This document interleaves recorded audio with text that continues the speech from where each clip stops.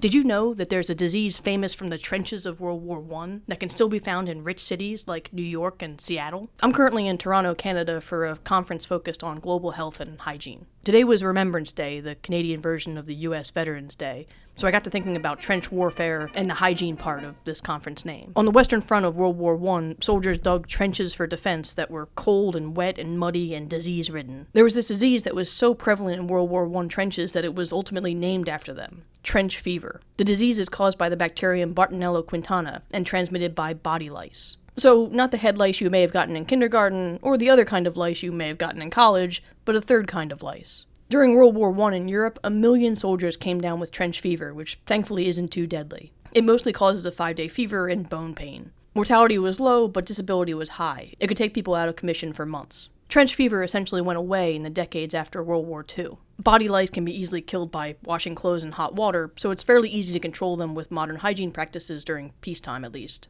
However, this disease of the Great World Wars showed up again in the 1990s in homeless individuals in various cities, which unfortunately makes sense. The bacterium is spread by body lice, which are going to be rampant in places like shelters and for people without regular access to showers and laundry. We learned during World War I that hygiene is what stops this disease. If you break the human-lice link, then you stop trench fever. The old tools that worked a century ago will still work nowadays in homeless shelters. Access to laundry, preferably with hot water. It was true in the trenches, and it's true in cities today. If you like hearing about the ecology and evolution of infectious disease, please follow for more.